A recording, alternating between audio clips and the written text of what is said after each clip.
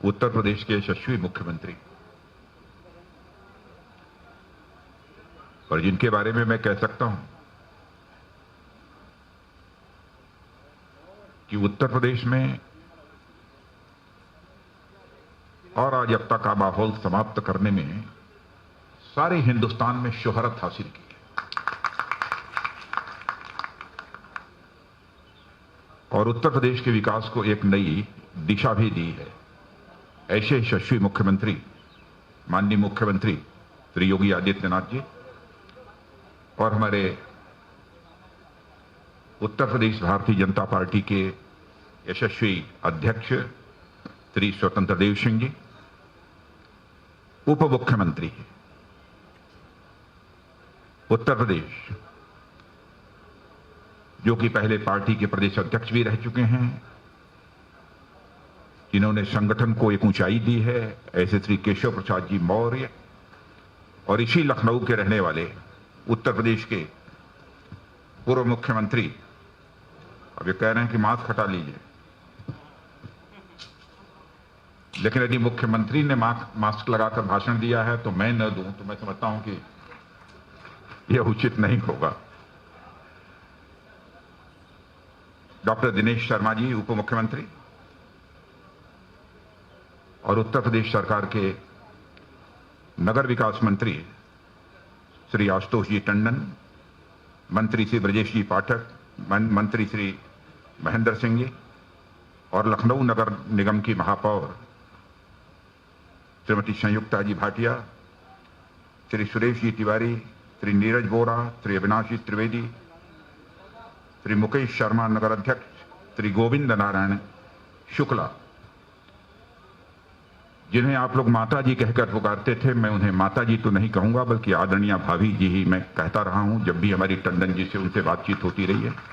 वो भी इस कार्यक्रम में मौजूद हैं और यहां पर उपस्थित सभी सम्मानित देवियों एवं सज्जनों, इस उत्कृष्ट कार्य के लिए सबसे पहले मैं नगर निगम लखनऊ को अपनी तरफ से हार्दिक बधाई देता हूं कि जिन्होंने लखनऊ की पहचान आदरणीय टंडन जी की प्रतिमा लगाने का फैसला किया और उन्हीं के नाम से इस पार्क का नाम भी होगा, यह भी निर्णय किया है।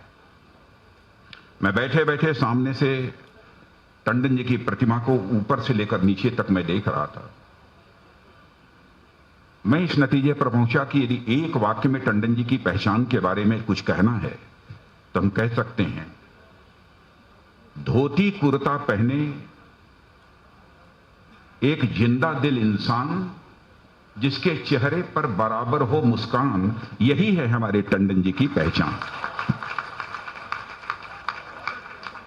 उनके गुणों का जहां तक सवाल है, बहुत सारे हैं, बहुत विस्तार में जाकर उसकी चर्चा करने का भी कोई औचित्य नहीं है, क्योंकि बहुत सारे लोगों ने बहुत सारी बातें उनके बारे में कही हैं।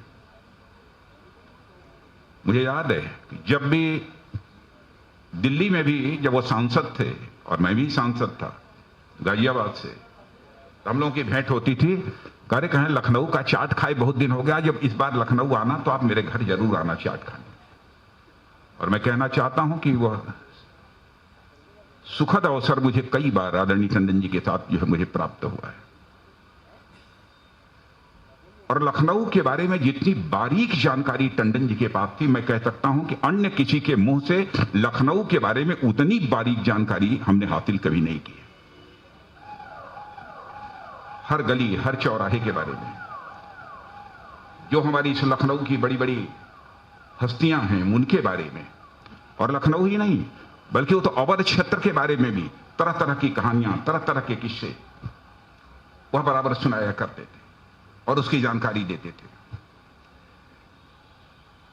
मैं जहां तक समझ पाया हूं, दो व्यक्ति इस लखनऊ शहर में ऐसे थे जो लखनऊ की संस्कृति, संस्कार और व्यवहार और न केवल वह समझते थे बल्कि इसी के अनुरूप वो अपनी जिंदगी भी जीने का काम करते थे। ऐसी दो हस्तियां थी। एक पद्मश्री पुरस्कार जिन्हें प्राप्त हुआ था डॉक्टर योगेश प्रवीण जी, और एक हमारे आदरणीय टंडन जी। दो ऐसी हस्तियां थी। दोनों को सामान्यतः जब किसी व्यक्ति से चर्चा होती थी, लोग कहते थे कि सचमुच इनसाइक्लोपीडिया यदि लखनऊ के हैं तो ये दोनों हस्तियां हैं, योगेश प्रवण जी और हमारे आदरणीय टंडन जी। ये सामान्य धारणा थी। और मैं कह सकता हूं कि उत्तर प्रदेश में भारतीय जनता पार्टी को सत्ता के गलियारे में स्थापित करने में हमारे टंडन जी की बहुत ही महत्वपूर्ण भूमिका रही है। इस सच्चाई को कोई नकार नहीं सकता। कुछ लोग ये कहते हैं कि लखनऊ के अंदर ही उनकी महत्वपूर्ण भूमिका रही है, लेकिन लंबे समय से, क्योंकि पहली बार 25.5 साल 26 साल की उम्र में मैं विधायक बना था 77 में 77 में, तब से आदरणीय टंडन जी के बारे में चित्र में जानता हूं। तब से उनकी बराबर उत्तर प्रदेश की राजनीति में भूमिका को बहुत ही नजदीक से देखने का अवसर मिला है और समझने का अवसर मिला है। प्रत्यक्ष रूप से भले ही किसी को यह बात समझ में न आती हो कि उत्तर प्रदेश की राजनीति को सत्ता के गलियारे में, भारतीय जनता पार्टी की राजनीति को सत्ता के गलियारे में स्थापित करने का काम टंडन जी ने कैसे किया, भले ही यह कुछ अजूबा लगता हो, लेकिन मैं जानता हूं। महत्वपूर्ण सुझाव लेने होते थे, चाहे कोई रहा हो। मैं कहता हूं आदरणीय कल्याण सिंह जी, हम हों, आदरणीय कल्लाद जी हों, सब यदि कोई महत्वपूर्ण कोई निर्णय लेना होता था तो उसमें निश्चित रूप से हमारे आदरणीय टंडन जी की भागीदारी रहती थी और बराबर उनके महत्वपूर्ण कुछ सुझाव रहा करते थे। इसीलिए मैंने कहा कि उत्तर प्रदेश को, भारतीय जनता पार्टी को सत्ता के गलियारे में स्थापित करने में भी हमारे टंडन जी की बहुत ही महत्वपूर्ण भूमिका रही है। विभिन्न पदों पर रहे हैं, उसकी बहुत विस्तार में जाकर चर्चा करने का कोई औचित्य नहीं है, क्योंकि लखनऊ के सभी लोग अच्छी तरह से इस बात को जानते हैं। मैं टंडन जी के बारे में प्रमुख रूप से 4 बातों की मैं चर्चा करना चाहता हूं, जो उनके अंदर विशेष रूप से 4 गुण थे और उनसे जो सीख हम सबको मिलती है वो यही मिलती है। व्यक्ति का चाहे पद कितना ही बड़ा क्यों न हो, व्यक्ति का कद चाहे कितना भी बड़ा क्यों न हो, उसे अपनी जमीन से कभी नहीं कटना चाहिए। यह सीखना हो किसी को तो वह टंडन जी से सीख। यह मैंने उनके देखा था। बड़े बड़े पदों पर रहे, लेकिन आम लोगों से वह कभी कटे नहीं, क्योंकि इस आवास में जहां पर वह रहते थे, मुझे कई बार जाने का अवसर मिला है। जब भी मैं पहुंचता था तो गरीब से लेकर और जो धनाढ्य माने जाते थे, हर तरह के लोग उनके आवास पर हमको देखने को दिखाई देते थे। और सबसे बहुत ही प्यार के साथ टंडन जी की बराबर बातचीत करते हुए भी हमने उनको प्रत्यक्ष रूप से देखा है। दूसरी बात, संबंधों का निर्वाह उनके जीवन में हमने देखी। हर दल के व्यक्ति के साथ उनके रिश्ते अच्छे थे। आप ये कहेंगे कि हर दल, मैं कहूंगा समाजवादी पार्टी हो, बहुजन समाज पार्टी हो, कांग्रेस पार्टी हो, जितनी भी पार्टियां हैं, सभी पार्टी के नेताओं के साथ अच्छे रिश्ते थे। और चाहे कोई व्यक्ति किसी जाति का हो, पंथ का हो, मजहब का हो, उसके साथ भी उनके बहुत ही अच्छे रिश्ते रहे और सब लोग उनके ऊपर भरोसा और विश्वास करते थे। राजनीतिक जीवन में संबंधों को बनाकर रखना, संबंधों को बराबर जीवंत बनाकर रखना, यदि किसी को सीखना हो तो टंडन जी से सीख सकता है। यह मैंने उनके अंदर देखा है। अब यहां तक संबंधों की गहराई समझ सकते हैं कि मायावती जी भी यहां मुख्यमंत्री थे, उस समय भी उन्होंने भी कहा टंडन जी हमारे भाई हैं। इसको भी मैं भूल नहीं सकता और उसकी बहुत चर्चा हुई थी उस समय। टंडन जी के इस व्यवहार से हम इस नतीजे पर पहुंचते हैं कि राजनीति में मतभेद तो हो सकते हैं, लेकिन मनभेद किसी भी सूरत में नहीं होना चाहिए। यह टंडन जी के इस व्यवहार से हमको सीख मिलती। तीसरी बात, राष्ट्रीय और प्रादेशिक मुद्दों पर भी उनसे चर्चा आप करें तो बराबर कुछ ना कुछ जानकारी देते ही थे। और साथ ही साथ यदि लखनऊ की गलियों के बारे में भी चर्चा करें तो उसकी भी वो जानकारी देते थे। एक टंडन जी की विशेषता यह भी थी। और चौथी बात जो टंडन जी के अंदर हमने देखी, लखनऊ में रहते हुए जो हमने देखी, उन्होंने विकास की राजनीति की है। शायद इसीलिए लोग उनको विकास पुरुष इस उपाधि से बराबर नवाजते थे। जब कभी भी भाषण वगैरह के लिए नाम आमंत्रित करना रहता था टंडन जी का, तो लोग विकास पुरुष कहकर ही लोग उसे आमंत्रित करते थे। कई स्थानों पर जो चौड़ी चौड़ी सड़कें बनी हैं, पुराने लखनऊ में भी कई भवनों को सजाने का, संवारने का काम जो टंडन जी ने किया है, उससे आप सब अच्छी तरह परिचित हैं और बतलाने की आवश्यकता नहीं है।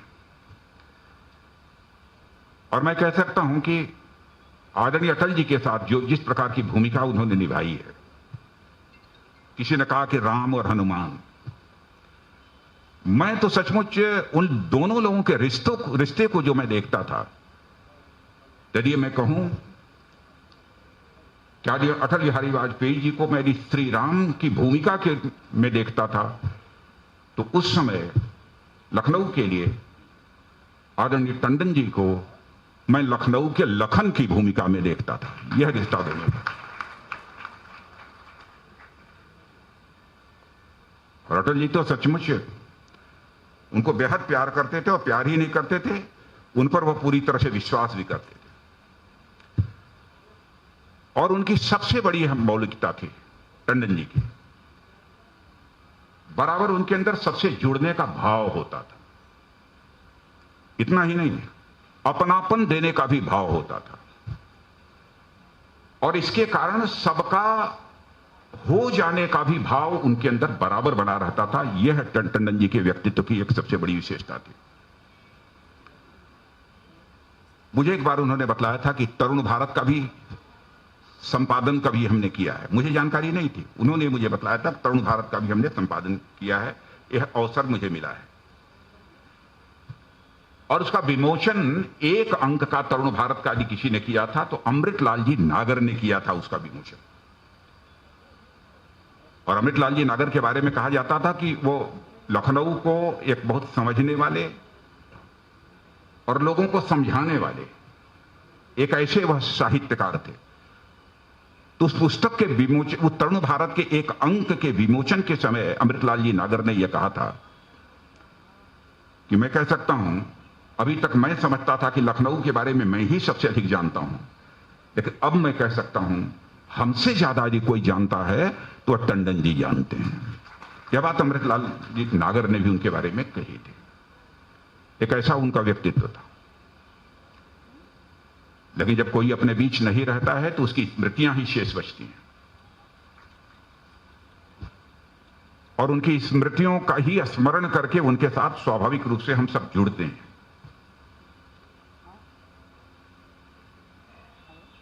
और गोपाल जी टंडन उनकी वारिश हैं। नगर विकास मंत्रालय उन्होंने भी संभाला था, गोपाल जी भी उसी मंत्रालय की जिम्मेदारी बखूबी निभा रहे हैं। मैं उनसे यह कहूंगा कि जो विकास की धारा आदरणीय अटल बिहारी वाजपेयी जी के नेतृत्व में उन्होंने प्रारंभ की थी, वह निरंतर चलती रहनी चाहिए। उसमें मैं भी एक भूमिका का निर्वाह करूंगा यहां का जनप्रतिनिधि होने के नाते। और इस उत्कृष्ट कार्य के लिए, यानी जो आज टंडन जी की इस स्थान पर जो प्रतिमा लगी है, उसके लिए मैं नगर निगम को फिर से अपनी तरफ से बधाई देता हूं कि अच्छा काम किया। क्योंकि कभी कभी सच्चाई यह है कि टंडन जी के चेहरे की मुस्कान को मैं आज तक नहीं भूल पाता। कभी कभी ऐसा होता था उनके जाने के बाद कि लगता था कि उनकी मृत्यु नहीं हुई है, उनका देहावसान नहीं हुआ। लेकिन आज मैं बैठकर यह प्रतिमा देख रहा था तो मैंने कहा कि अब कोई संदेह की गुंजाइश नहीं है, तो मानना ही पड़ेगा कि अभी धरती पर हमारे टंडन जी नहीं रहे। आज के अवसर पर मैं हृदय की गहराइयों से पूरी श्रद्धा के साथ अपनी श्रद्धांजलि अर्पित करते हुए, और इस कार्य के लिए पुनः एक बार नगर निगम को, यहां की महापौर बहन संयुक्ता जी भाटिया और पूरे सारे अधिकारियों को भी बधाई देते हुए अपना निवेदन समाप्त करता हूं। खबरों के निष्पक्ष विश्लेषण के लिए सब्सक्राइब करें Jantantra TV and press the bell icon. Never miss any update.